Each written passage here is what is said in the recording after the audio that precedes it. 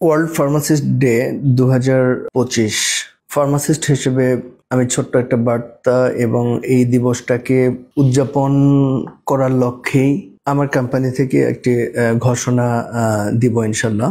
এই উপলক্ষেই আজকের এই ছোট্ট একটা লাইভ। মূলত আমরা ওয়ার্ল্ড ফার্মাসিস্ট ডে এটা শুরু হয়েছে 2009 সালে, বাট এটা সেলিব্রেট করা হয় ওয়ার্ল্ড ওয়াইড 2010 সাল থেকে। এই যে সেলিব্রেশনগুলো হচ্ছে, এই সেলিব্রেশন করার অর্থটা হচ্ছে অ্যাজ এ হোল হেলথ সেক্টরে ফার্মাসিস্টদের যে ভূমিকা, এই ভূমিকাটা তুলে ধরা, এই প্রফেশনটাকে ইন্টারন্যাশনালি রিকগনাইজ করা এবং সাধারণ মানুষের মাঝে তাদের গুরুত্ব অর্থাৎ আমাদের ফার্মাসিস্টদের গুরুত্বটা তুলে ধরাটাই হচ্ছে এই ওয়ার্ল্ড ফার্মাসিস্ট ডে হচ্ছে একটা one of the important objective. World pharmacist ডেতে অন্যান্য দেশের নাই আমাদের দেশেও সেলিব্রেট হয়ে আসছে। আমরা সেটা সেলিব্রেট করি, আমরা বিভিন্নভাবেই করি। হয়তো কর্পোরেট সাইডে আমরা কেক কেটে উদযাপন করি, দু একটা হয়তো সেমিনার করি, কিন্তু এর বাইরেও ফার্মাসিস্টদের যে ক্যারিয়ার পাথ বা ফার্মাসিস্টরা নিয়ার ফিউচারে কি করবে, বা ফার্মাসিস্ট যারা অলরেডি গ্র্যাজুয়েশন করেছেন অথবা পোস্ট গ্র্যাজুয়েশন করেছেন তারা কি করবেন, অথবা যারা এখন ফার্মেসি ডিসিপ্লিনে পড়াশোনা করছে তারাই বা কোন ট্র্যাকে যাবে বা কি করবে, এই জিনিসগুলো নিয়ে আমাদের অনেক বড় একটা গ্যাপ রয়ে গেছে আর কি আমাদের দেশে। আমি কথাগুলো এই কারণেই বলছি যে ফার্মাসিস্টদের ক্যারিয়ার নিয়ে, ফার্মাসিস্টদের ক্যারিয়ার প্রসপেক্ট নিয়ে আমি 2010 সাল থেকে কাজ করে আসছি। তো আমি দেখেছি যে ফার্মাসিস্ট যারা আছেন তারা হয়তো কিছু সংখ্যক ফার্মাসিস্ট খুবই ভিশনারি, বাট মেজরিটি ফার্মাসিস্ট যারা আছে তারা বিলো অ্যাভারেজ গ্রেডের।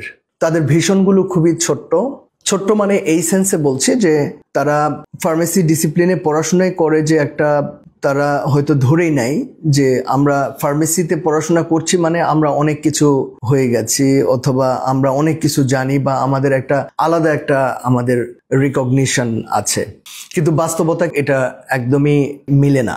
আমরা দেখে আসছি ফার্মাসিস্ট, এখনো দেখছি ফার্মাসিস্টদের যেই অবস্থান, ফার্মাসিস্টদের যেই রিকগনিশন সোসাইটিতে, আমাদের ইন্ডাস্ট্রিতে, আমাদের কর্মক্ষেত্রে, এই জিনিসগুলো কিন্তু আমাদের দেশে এখনো প্রতিষ্ঠিত হয় নাই। সবচেয়ে আশ্চর্যজনক ব্যাপার হলো এত কম সংখ্যক গ্র্যাজুয়েটস বাংলাদেশে, অন্যান্য ডিসিপ্লিনের মতো মনে হয় না যে এর চেয়ে কম সংখ্যক স্টুডেন্টস বা গ্র্যাজুয়েটস আছে। আমরা অন্যান্য ডিসিপ্লিনের ক্ষেত্রে কিন্তু লাখের উপরে যেতে হয়, বিশেষ করে হেলথ সেক্টরের সাথে যারা জড়িত তাদের সংখ্যা কিন্তু ফার্মাসিস্টের সংখ্যার চেয়ে অনেক অনেক বেশি। তারপরেও কিন্তু আমরা ফার্মাসিস্টদেরকে যথাযথ জায়গায় কিন্তু আমরা স্থান করে দিতে পারছি না। আপনারা আমার ক্যাপশনে দেখবেন এবারে কিন্তু প্রতিপাদ্য বিষয়টা হচ্ছে যে থিঙ্ক হেলথ, থিঙ্ক ফার্মাসিস্ট। তার মানে কি? মানে হচ্ছে হেলথ নিয়ে চিন্তা যদি করা হয় তাহলে ডেফিনেটলি ফার্মাসিস্টদেরকে নিয়েও চিন্তা করতে হবে। একজন ফার্মাসিস্ট, আমরা আমাদের দেশের প্রেক্ষাপটটা একদমই আলাদা। আমরা দেখি যে হেলথ প্রফেশনাল মানে আমরা ধরে নিই যে আমরা শুধু ডক্টরদেরকে বুঝি, বাট ফার্মাসিস্টকে যদি আমরা এড়িয়ে যেয়ে যদি আমরা হেলথ সেক্টরটা বা হেলথ ইন্ডাস্ট্রিকে বাঁচাতে চাই তাহলে কখনোই সেটা সম্ভব না। আমাদেরকে হেলথের সাথে কিন্তু অঙ্গাঙ্গিভাবে জড়িত একজন ফার্মাসিস্ট। এই যে ফার্মাসিস্ট যারা আছেন তাদের রোল কিন্তু অন্যান্য ডেভেলপড কান্ট্রিগুলোতে কিন্তু এরকমই। হয়তোবা আমি ধারণা করছি যে এবারের প্রতিপাদ্য বিষয় কিন্তু ফার্মাসিস্টের সাথে কিন্তু হেলথকে কিন্তু সম্পৃক্ত করে দেওয়া হয়েছে। অর্থাৎ হেলথ নিয়ে ভাবতে হবে, ফার্মাসিস্টকে নিয়েও ভাবতে হবে। এটাকে আমরা যদি এইভাবে বর্ণনা করি যে আপনি যদি হেলথ নিয়ে চিন্তা করেন তাহলে ডেফিনেটলি আপনাকে ফার্মাসিস্টকে নিয়ে চিন্তা করতে হবে। এভাবে যদি আমরা ইন্টারপ্রিট করি যে হেলথ যদি ঠিক রাখতে হয় তাহলে ফার্মাসিস্টদেরকে ঠিক রাখতে হবে, তাহলে প্রতিপাদ্য বিষয়টাই হচ্ছে কিন্তু এরকম। কিন্তু আমাদের দেশ বা আমাদের ফার্মাসিউটিক্যাল ইন্ডাস্ট্রি বা health industry as a whole যদি বলি, সেখানে কিন্তু ফার্মাসিস্টদেরকে ওভাবে করা হয় না। তো আমাদের উচিত হবে যে ফার্মাসিউটিক্যাল ইন্ডাস্ট্রির পাশাপাশি অন্যান্য জায়গাগুলোতেও ফার্মাসিস্টদের অ্যাকোমোডেট করে দেওয়ার ব্যবস্থা করে দিতে হবে, নাম্বার 1। নাম্বার 2 হচ্ছে যে আমরা যে ফার্মাসিস্ট যারা বের হচ্ছে, এখানে আমি এক সাইডের কথা বলবো না, এটা মানে ওয়ান সাইডের কথা আমি বললাম। মানে প্রত্যেকটা জিনিসেরই তো হচ্ছে এপিট ওপিট আছে। তো দ্বিতীয় পিট যদি বলি তাহলে সেখানে কিন্তু দেখছি যে ফার্মাসিস্টরা, যেটা আমি একটু আগে বললাম যে ফার্মেসিতে মানে পড়াশোনা করা মানেই আমি সবকিছু জেনেছি, আমি ডক্টরের চেয়ে বেশি জানি, আমি হেলথ ইন্ডাস্ট্রিতে হচ্ছে অবিচ্ছেদ্য অংশ, সব ঠিক আছে, everything is all right, but problem is that যে ফার্মাসিস্টদের কিন্তু তারা কিন্তু ওই রকম স্কিলড হতে পারে না।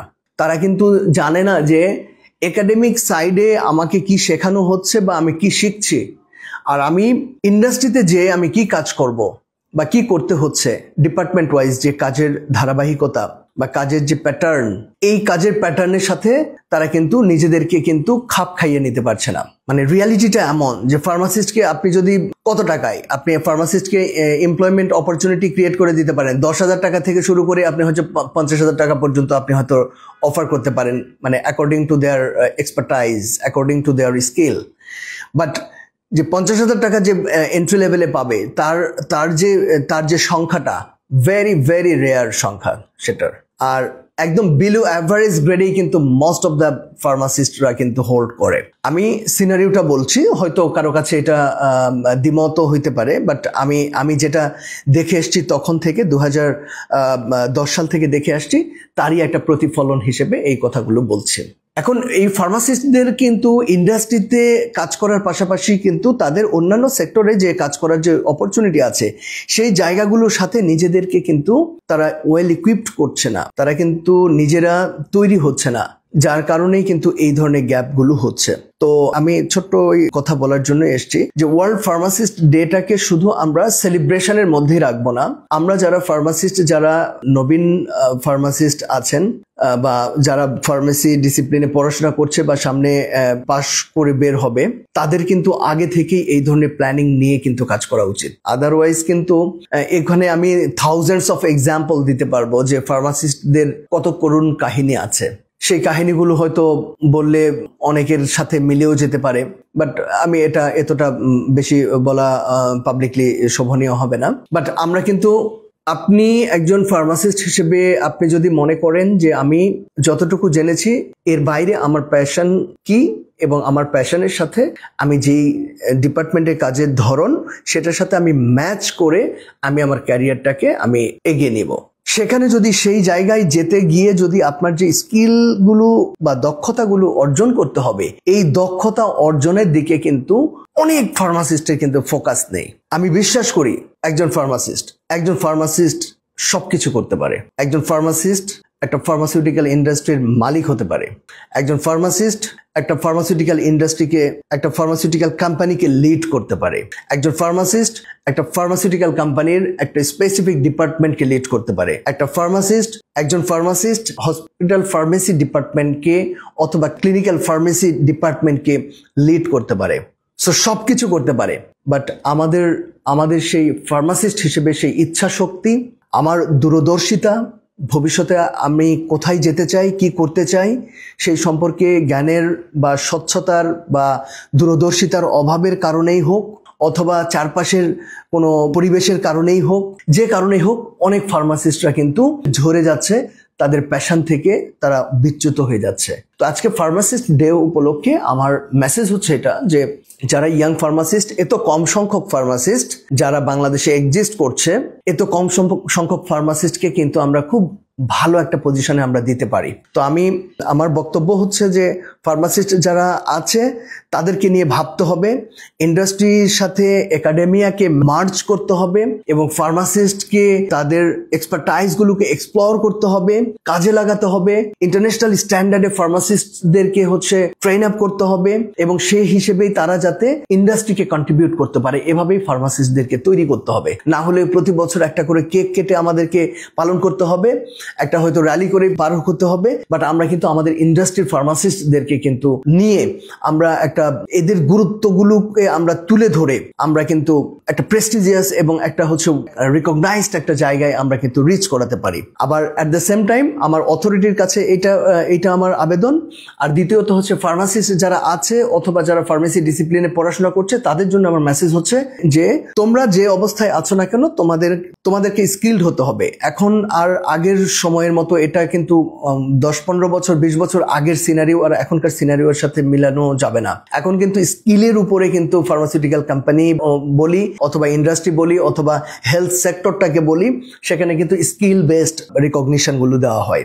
সুতরাং প্রত্যেকটা ফার্মাসিস্টকে কিন্তু স্কিলড হতে হবে এখন স্কিল কোথায় অর্জন করব, it's up to your decision, it's up to your headache, it's up to your interest. এটা তোমাকে সেই জিনিসটা খুঁজে বের করতে হবে। তো এই দুটো মেসেজ দুই পার্টে আমি দিলাম ছোট্ট আকারে।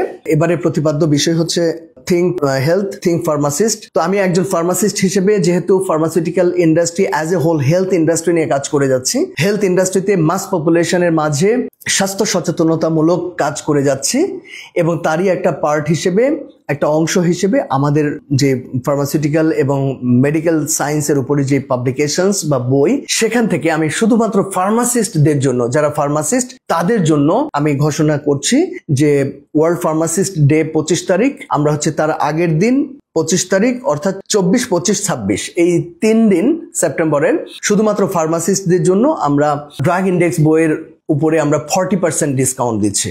তো আমরা এখানে একটা কোড দিব, এই কোড দিয়ে অ্যাপ্লাই করতে হবে, তাহলে আমরা 40% ডিসকাউন্ট দিব। এবং আপনারা হয়তো জেনে থাকবেন যে আমাদের দ্য ফার্মা 360-র ইতিহাসে আমরা কখনো আমাদের প্রোডাক্ট বলি বা বই বলি বা আমাদের সার্ভিস বলি, কখনো আমরা ডিসকাউন্ট বলি কোনো কিছু দেই না। This is only for the honour of pharmacist. এটা শুধুমাত্র ফার্মাসিস্টদের জন্য ওয়ার্ল্ড ফার্মাসিস্ট ডে উপলক্ষে এই ঘোষণাটা আমি দিচ্ছি।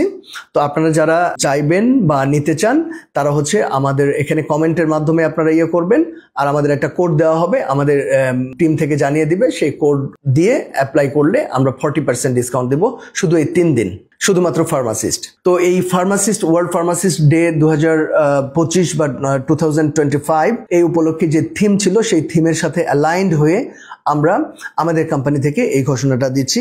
এবং আমার যে ছোট্ট একটা বার্তা, দুপক্ষেই, একটা হচ্ছে অথরিটি আর একটা হচ্ছে স্টুডেন্টস, এই দুটোর সাথে যদি আমরা কানেক্টেড হয়ে যদি আমরা এই জায়গাগুলোতে কাজ করতে পারি, তাহলে আমরা ফার্মাসিস্ট কমিউনিটিকে আমরা আরো উচ্চ পর্যায়ে আমরা ইনশাল্লাহ নিয়ে যেতে পারবো। সবাই ভালো থাকবেন।